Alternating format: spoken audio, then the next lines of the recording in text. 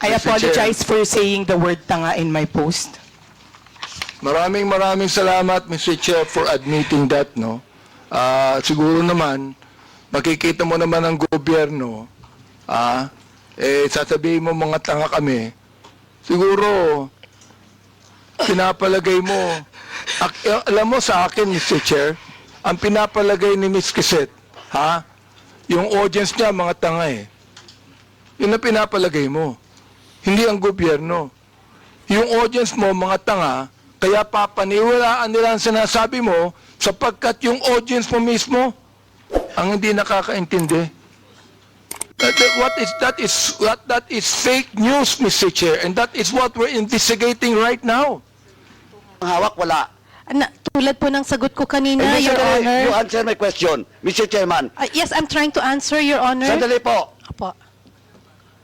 Yes or no? Do you have the document? Ang hirap nito, Mr. Chair, itong mga vloggers na iba, ito ang mga tanga eh. So, tatanga-tanga ang gobyerno. Kung hindi ko po alam kung saan niyo po nakukuha yung idea niyo na kayo yung criminal forces. Hindi po. Hindi ko. Anyway, Ikaw again, ang Mr. Chair. Okay po, sir. Ikaw ang My sumulat eh. apologies. Yes. Okay. My Sinulat apologies, mo sir. yun eh. Okay po. Tanga po ako, sir. The chair now recognizes Representative Benny Abante for his interpellation. Thank you, Mr. Chair. I'd like to follow up the questions of Congressman Isidre to Ms. Crisette Laureta Chu. Ms. Crisette, will you be able to answer my question? Congressman, Mr. Chair, yes, sir. Okay. I don't know if Ms. Crisette actually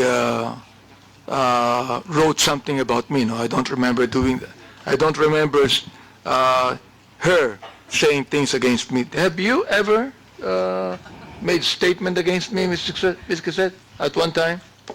I'm not sure, sir, but I'm sure I've been hurt by some of the things that the Quadcom during the time of Mr. Chair, said you have been hurt. Yes, Why are sir. you hurt?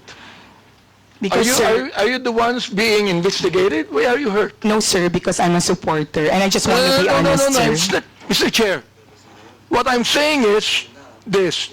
You are not being investigated. I'd like to ask a question. Why are you hurt?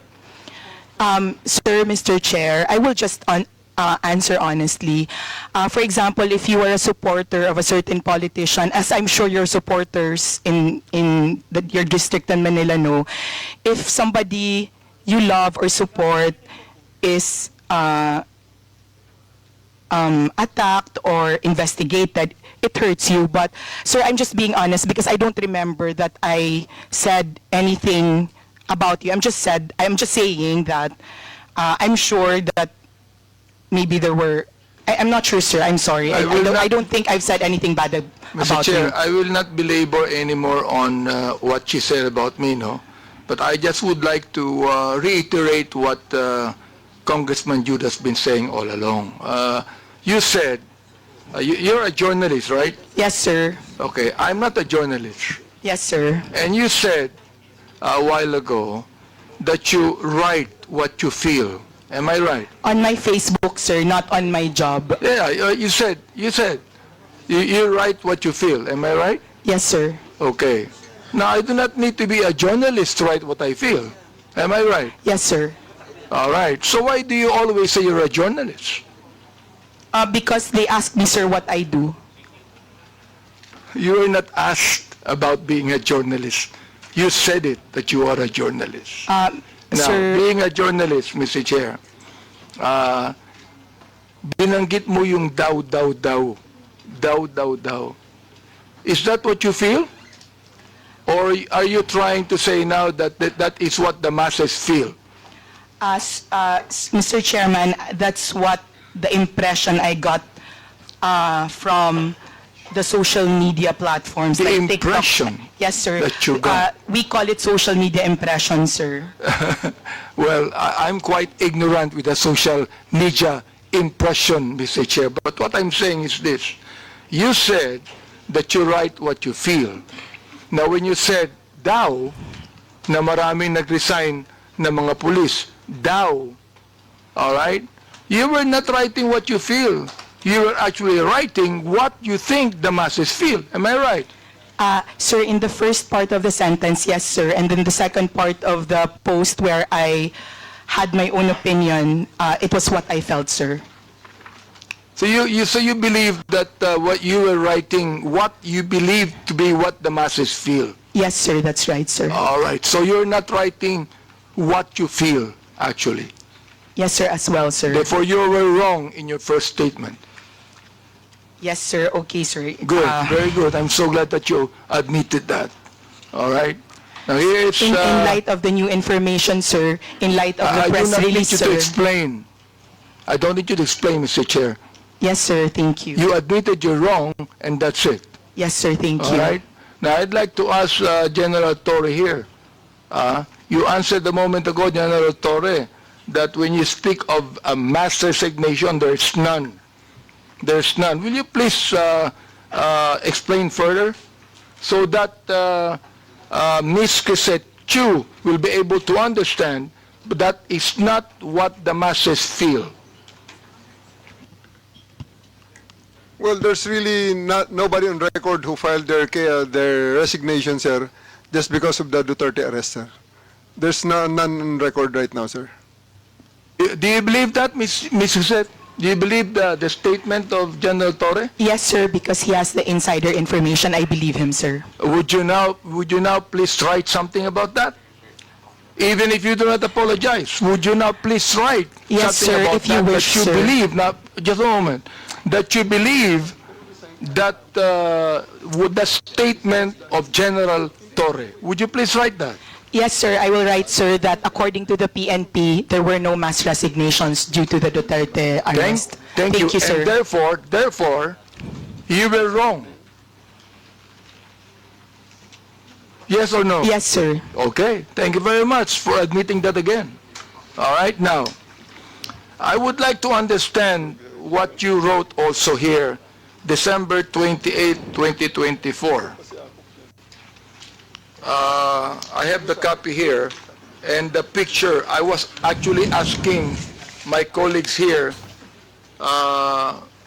who is this lady in that picture, and I was told that this is the daughter of the former president. Now, you said, yung anak ka ng presidente, kapatid ka ng VP, mayor at congressman, pero kailangan mo magbenta ng deodorant sa TikTok with matching actual application of deodorant sa kilikili mo because sayang ang pera para may pambili ka ng luho. Samantalang ang anak ng mga congressman lang na kung sino-sino nag-aaral abroad sa Europe at Switzerland at walang alam sa buhay, akala hardworking lang ang kanilang mga magulang. I would like to understand this. I would like to understand what you feel about this. Now you tell us right here in this committee, anong ibig sabihin nitong impression na ito? Mr. Chair, respectfully, I would like to say that there are many congressmen whose children live lives that are far beyond what their salin of their parents have. Well, Mr. Chair, to inform Ms. Crisette that I have 3 children, and they never went to Switzerland to study. Yes, sir. Not you. Okay. It's not you, sir. All right, not me. Yes, so sir, not therefore, you. who are you referring to? Sir, I would not... You give us names. Who are you referring to? You made a statement that there are a lot of congressmen. Therefore, you tell us now, who are you referring to? Sir, Mr. Chair, respectfully, my counsel does not want me to mention. Your counsel is wrong.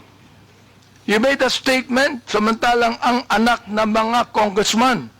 You made that statement, maraming congressman. So I'm asking you right now, Sino-sinong congressman yon na may mga anak na nag-aral sa Europe at Switzerland na walang alam sa buhay? Yun ang ibig sabihin nun. Yun ang impression mo, di ba? Alright, you tell us Chair. now. Because that is not only an impression, Mr. Chair. She is telling us something that she believed to be true. Your Honor, as counsel for resource person Mr. Chair. issue, Does Yes, the council have the right to speak in this committee? The council should wait for the chair to recognize you. Representative Abante first. Right, I'd like to find out. Because look, nung sinabi mo, ang mga anak ng congressman lang na kung sino-sino nag-aaral abroad sa Europe at Switzerland at walang alam sa buhay. That is not only writing what you feel. It is writing what you know. That's your conclusion. Therefore, I would like to find out, sino ang tinutukoy mong congressman dito? Ipangalan mo na.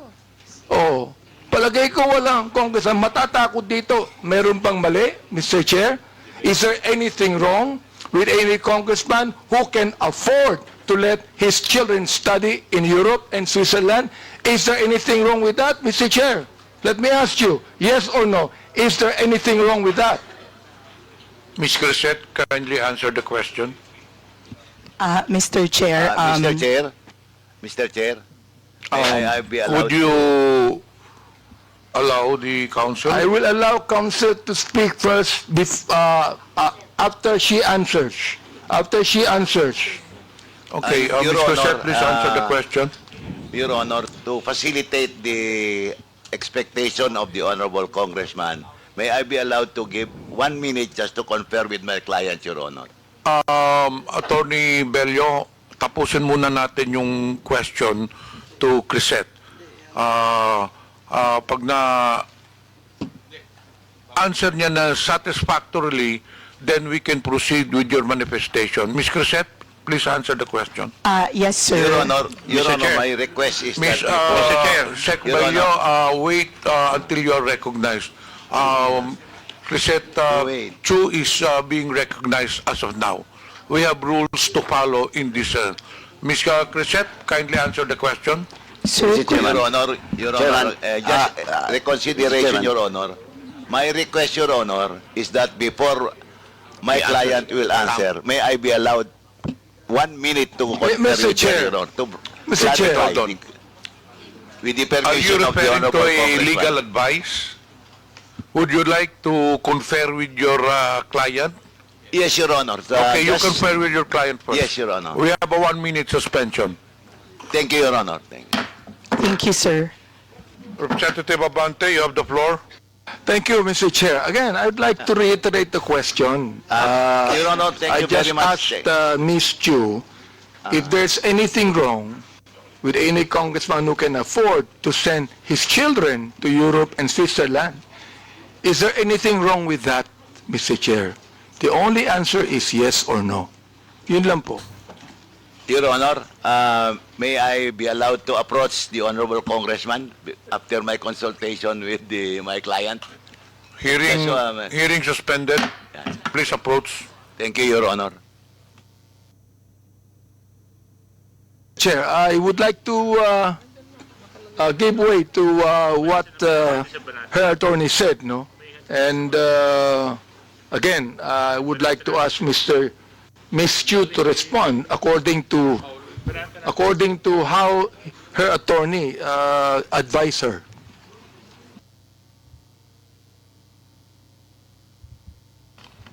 Ms. Crisette is recognized.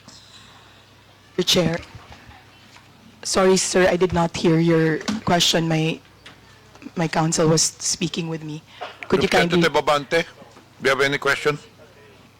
Yeah, I asked you a question a moment ago, and your lawyer conferred with you. So I agreed with what your lawyer said, and your lawyer said that it's just a matter of oversight, and you're willing to apologize. So please, Do it now. Yes, sir. My lawyer and I talked, and my case is a matter of oversight. And I apologize, sir. Thank you. Mr. Chair, I'd like to manifest as the third time that Ms. Crisette apologized to this committee. Let me continue on. Ito, Romy, sinend ko po. On December 28, 2024, Ms. Crisette, Yes, sir. you said, in Tagalog, ang tanga ng gobyernong to, not just as leaders, but as human beings. Is that what you feel? Sir, I apologize. I do not know what happened on December 28 to make me angry. But if I wrote it that time You're apologizing. for not... No, sir, I mean, I do not know what situation on December 28. Let me and what the continue on. context. Let me Yes, sir. continue on. Says, ipapamudmod sa mga naka-braces na nagbabakasyon abroad ang AKAP money tapos utang ng 629 billion. Yung budget ng ayuda this year na pinibigay kung kani-kanino na nag-mall tour pa yung mga tanga na 500 billion uutangin ulit kasi nag-deficit daw. Mr. Chair, Ms. Crisette, ang galing mo naman. Tanga ang gobyerno, ikaw matalino. Ano? Am I right? Tanga ang gobyerno, hindi mo matalino ka. Mr. Chair, when one is angry, one says bad things. And in the situation that, sir, Mr. Chair, in the situation when I found out So that Mr. Chair, you still have words, no, Mr. Chair. Ibig sabihin, that you are actually telling your anger to your followers, your anger. Saan mo nakuha yung anger na yan? I mean, do you have the facts? Do you have the information? Do you have the documents? Mr. Chair? Sir, nasa news po na uutang tayo this year and last year. Well- Sir, sir, please, Mr. Chair, kaya ako nagalit kasi may nakita akong nakaakap na naka-brace tapos, sir, I am not laying it on the congressman. I am laying it on the person who gave that person 5,000 despite na, sir, kasi taxpayer kami. Masakit, sir, na makikita namin na... Ms. Crisette, may I ask you the question, how much taxes did you pay? And I will tell you how much tax I paid. Sir, Ang katwiran mo, you're a taxpayer. Bakit? Anong palagay mo sa akin, di taxpayer? Sir, hindi naman po kayo yung sinasabihan ko ng tanga, Mr. Chair. Kaya tinatanong It was the kita, Mr. process Chair. of distributing the Mr. Chair, AKAP. tinatanong kita kung saan mo kinuha ito. Sa news mo lang pala kinuha eh. Wala kang documents. You cannot even tell me if you're telling facts or truth. Sir, nasa news po kasi sasabihin na mo, tanga ang mag-uutang gobyerno. tayo.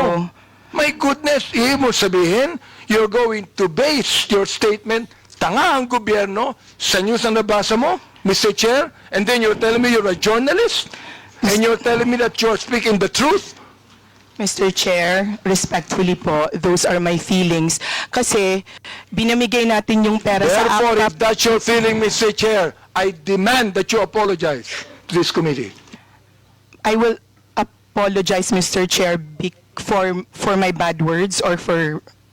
I apologize for my bad words, sir. I Mr. apologize for saying the word tanga in my post. Maraming salamat, Mr. Chair, for admitting that, no? Siguro naman, makikita mo naman ang gobyerno, sasabihin mo mga tanga kami, siguro, pinapalagay mo, alam mo sa akin, Mr. Chair, ang pinapalagay ni Ms. Crisette, yung audience niya, mga tanga eh. Yun ang pinapalagay mo. Hindi ang gobyerno.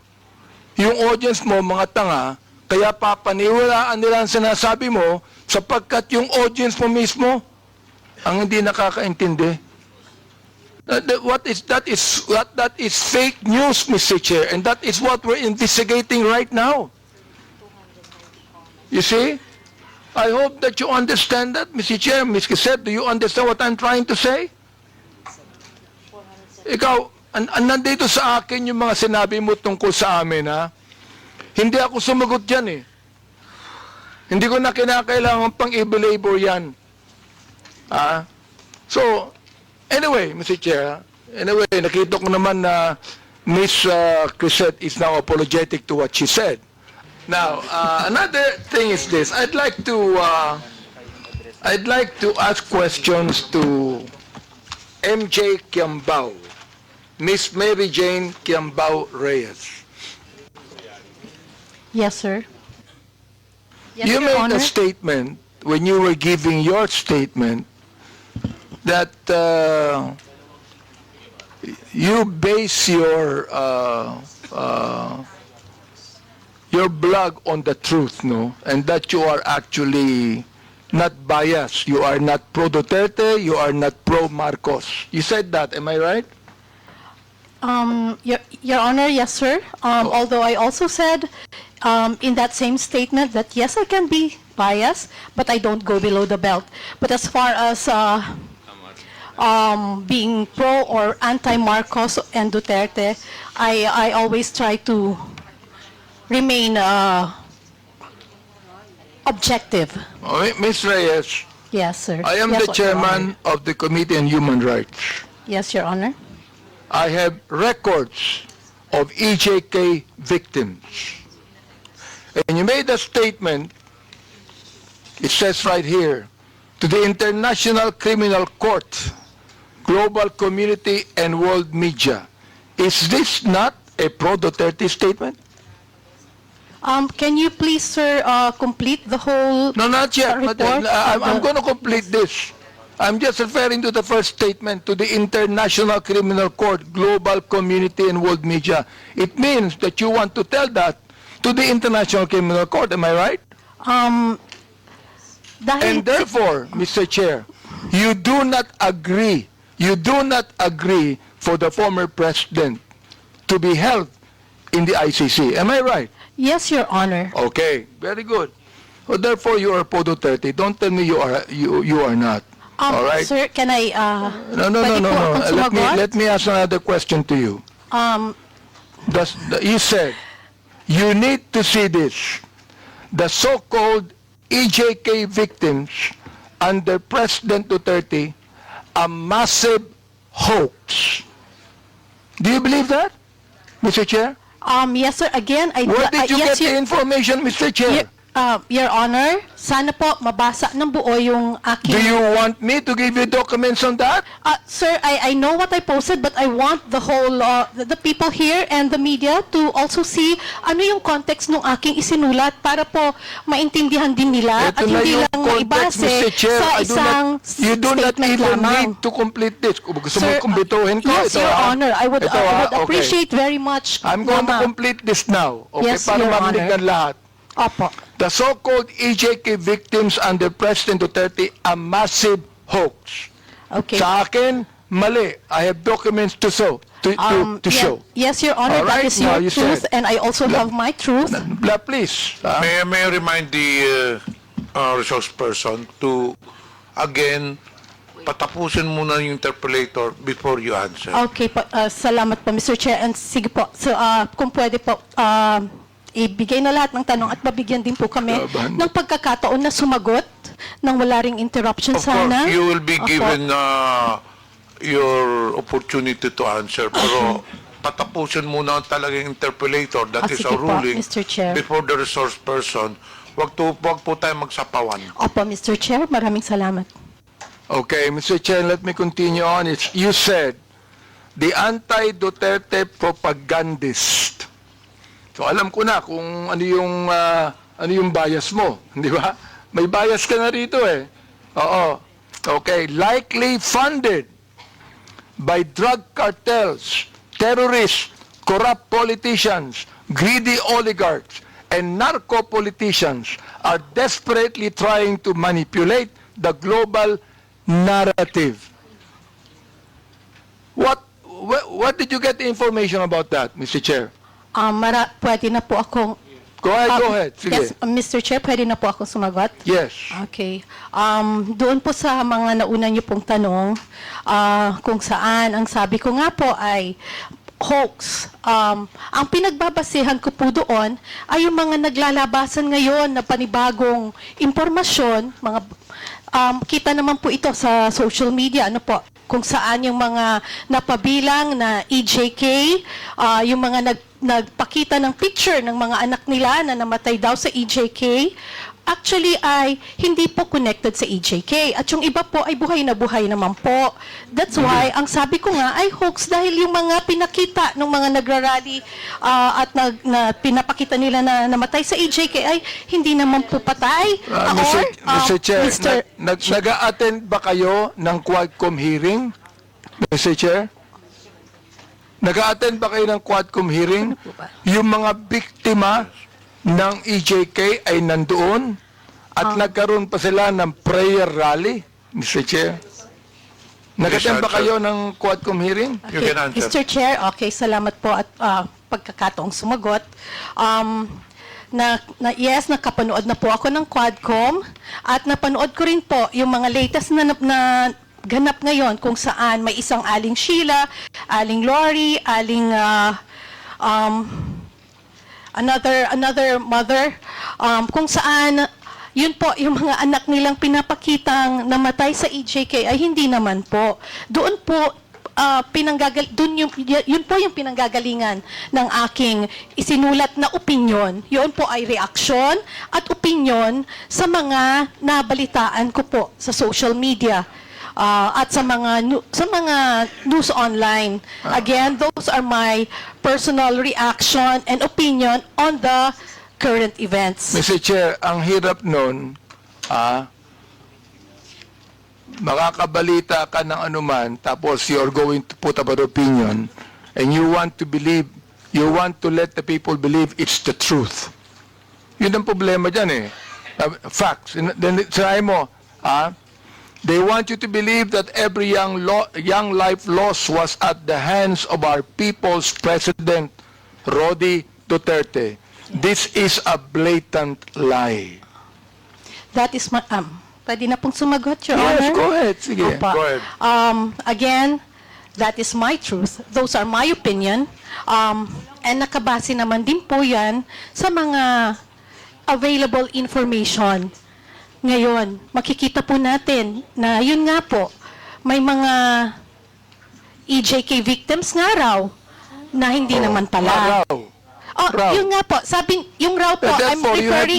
you have no right to say it's a massive hoax. Mr. Chairman, with the indulgence of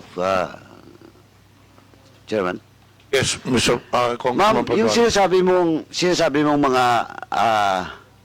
mga facts ngayon na lumalabas, is it an official document coming from those investigation by government agencies, by Quadcom, or just a mere in the social media accounts?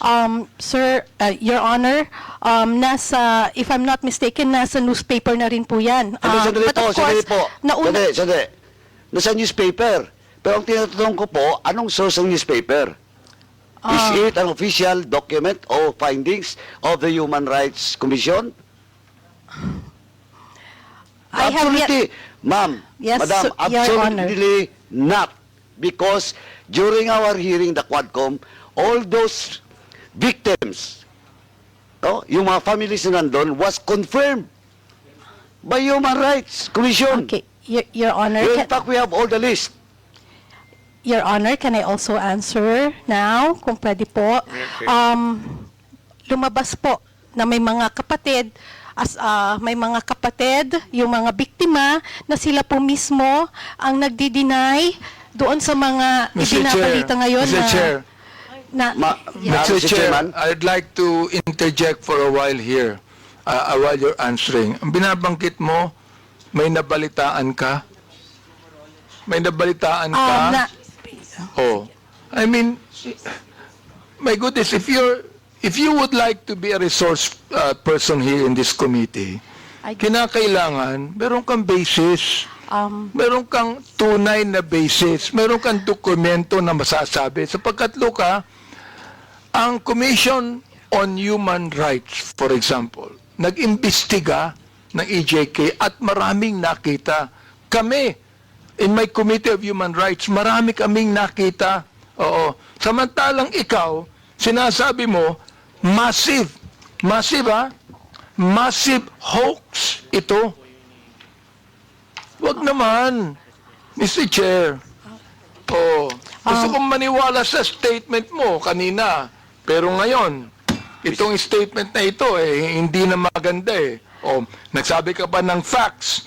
Some of these so-called victims died years before or after Yes. Duterte's presidency. Where'd you get the information? Nasa balita po, Your Honor. Yung iba po ay namatay ngayong last year lang po, Madam. 2024. Mr. Chairman, Opo. Madam, sa Quadcom po, sa hearing namin, at it was confirmed by Human Rights Commission, lahat po na nakalista doon, under our records, was confirmed by Human Rights Commission. Wala po doon yung prior and Wait after lang po ha, kasi ako. ng Duterte's administration. And, Mr. Chairman, kindly, let me just remind that, sir, is he your counsel? No, sir. Oh. From the House of Representatives po siya. Ay, From the House? nagpapapirma po. Sabi ko mamaya na kasi busy pa po tayo. Anyway, madam, Apo. ma'am, Yes, wala Your po Honor. eh. Now you're talking about those mga disclaimer ng family. Now, ang tanong ko po, is it documented, under oath? Do you have a document for that? Or just a mere media reports? Alin po, sir, yung tinatanong po ninyong documented or Hindi, media yung reports? sinasabi mo na may mga families of victims na dininay, na-refute yung claims. Posted po ng mga Ayun nga ang kamag-anak problema, nila, and posted sa then, social opo, media. and Ang sinasabi ko, madam, baseless yan kasi based on our investigation and unless otherwise, you can have a document under oath that indeed a certain family of victims clarified and dispute that data. Okay po, Your Honor, noted po. What Next time. noted? Yeah, noted Anong po noted? noted po na, Tinatanong po kita Ah. kung may dokumento ka bang hawak, wala. tulad po ng sagot ko kanina, Hindi, Your sandali, Honor. you answer my question, Mr. Chairman. Yes, I'm trying to answer, Your Honor. Sandali po. Apo. Yes or no? Do you have the document?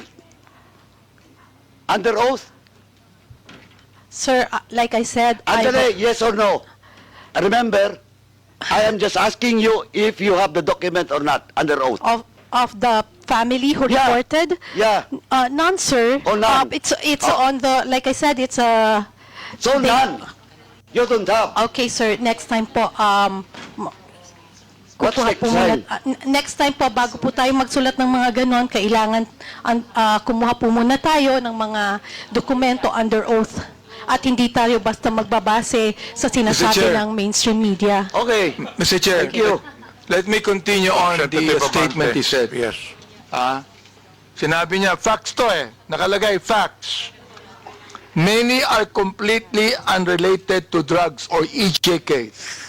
Some of them are still very much alive. You said you do not have any documents on that. Now look, Miss MJ na lang po. Para hindi po Miss MJ, po. you are accountable to the victims and you are accountable to us in the Quadcom. Pinasinungalingan mo kami. Pinasinungalingan mo ang mga victims. Now look, if you do not apologize right now, you listen. Yes, Your Honor. If you do not apologize, I am going to make a motion to hold you in contempt. I apologize, sir. And tulad nga po ng sabi ko kanita, sa susunod po ay maghahanap na lang po muna tayo ng mga under Yun. oath. At Okay hindi to, po ha? tayo magre-rely sa mga balita ng news. Salamat na- po. Okay po. Kaya Maliwanag fake po. news. Yun ang ibig sabihin non-fake news. Ito, tutuloy ko Salamat din po, Your Honor. Ito sinabi nyo, ikaw, binanggit mo na ito and this is something that you should apologize also. Anong sabi mo? Do not let these criminal forces twist reality to turn a strong, decisive leader into a monster. Now let me ask you, who are these criminal forces? Ms. MJ, please answer. Okay. I have this, kasi tulad ng sabi ko, ito po ay mga reaction at opinion ko lamang. Well, therefore you apologize because this is not po, true. sir. Okay, sir. I apologize. Okay, Mr. Chair, this is the second time that Miss MJ has apologized. I hope that next time, kayong mga vloggers, wag kayong magbibigay ng opinion lang, impression ninyo. Ibigay niyo yung katotohanan, may dokumento kayo.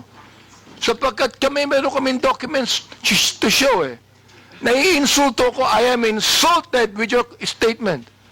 Being the chairman of the Committee on Human Rights and one that's investigating, I am actually insulted with your statement. Again, my apologies, sir, and noted po sa mga suggestions po ninyo. At gusto ko lang din pong sabihin na yung pong post has nothing to do with you. Hindi po, it has nothing to do with, pasensya na po. Well, Mr. Chair, maraming salamat, no? Yung binabanggit mong nothing to do with me, pero yung tinawag mong criminal forces, kasama kami dun ikaw naman, mag-isip naman kayo. Ang hirap nito, Mr. Chair, itong mga vloggers na iba, ito ang mga tanga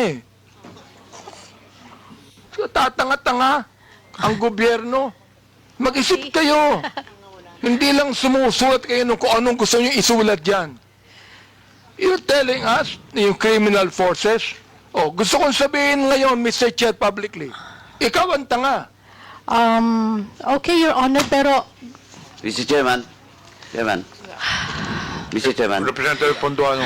Mr. Chairman, just a matter of protocol, may I move to strike out the statement of the Chairman Abante Second. addressed to MJ. Second, Miss MJ. Mr. Chair. Thank you, Mr. Chairman. Any objection? There being none, the uttered words is stricken off. Any further questions? I rest, Mr. Chair, and thank you so much. I'm not angry at you, Miss MJ. We're just ferreting the truth here. okay, Your Honor. Pero again, hindi ko po alam kung saan niyo po nakukuha yung idea niyo na kayo yung criminal forces. Hindi po. Anyway, Ikaw again, ang I apologize. Mr. Chair. Okay po, sir. Ikaw ang My sumulat apologies. Yes. Okay. My Sinulat apologies, mo sir. yun Okay po. Tanga po ako, sir.